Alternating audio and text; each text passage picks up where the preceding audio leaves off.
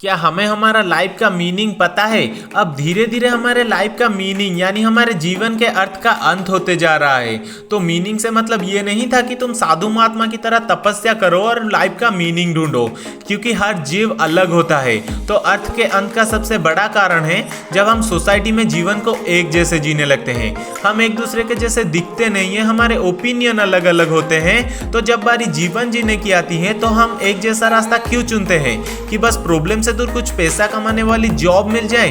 अब मैं खुद मजबूरी की वजह से वैसा ही जीवन जी रहा हूँ ताकि घर पे थोड़ी मदद कर सकूँ। कुछ दिन और फिर मैं इससे बंध जाऊंगा। हम सब बंध जाएगी कि हाँ, मंथली इतने पैसे आ रहे हैं, राशन ला के घर चलाना है और कभी कभी घूमाना है। तो क्या है ये मीनिंग और कैसे हम उसे ढूंढ सकते हैं? तो तुम्हारी लाइफ का मीनिंग है तुम्हारा पैशन। बचपन में हमारे पास हजारों चीजें होती थी जो हमारे फ्यूचर के लिए हमें एक्साइट करती थी, हमें खुशी देती थी, हमें सपने दिखाती थी। पर प्रैक्टिकल लाइफ में वो सारी चीजें खो जाती है।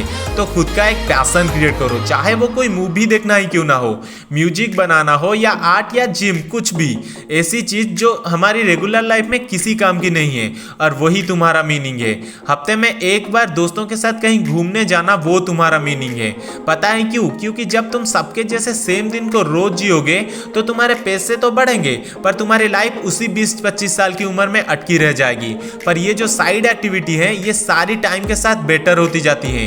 तो तुम धीरे धीरे एक मीनिंग क्रिएट कर रहे हो अपने लाइफ में, जो हर दिन के साथ और बड़ा होता जा रहा है। अब सेम जब रोज करने से तुम्हारा प्रमोशन होगा पर तुम्हारी लाइफ वही रहेगी जो हर दूसरे बंदे की रहती है। और तुम अपने आसपास कितने लोगों को जानते हो जो कुछ एक्स्ट्रा कर रहे हैं? लाइफ में मीनिंग बनाना तुम्हारा ही काम है, चाहे वो दोस्तों के साथ बनाओ या फिर अपने पैशन के साथ। कुछ ऐसा जो तुम्हारा अपना हो, किसी और का नहीं। और फिर वो चीज़ डेथ की वैल्यू बढ़ा देगी, क्योंकि फिर लोग तुम्हें तुम्हारी पर्सनैलिटी या जॉब से याद नहीं करेंगे, वो तुम्हें तुम्हारी स्पेशलिटी से याद करेंगे। और वही तुम्हारी मीनिंग, तुम्हारी एस्केप होगा धक्के खाने वाली लाइफ से।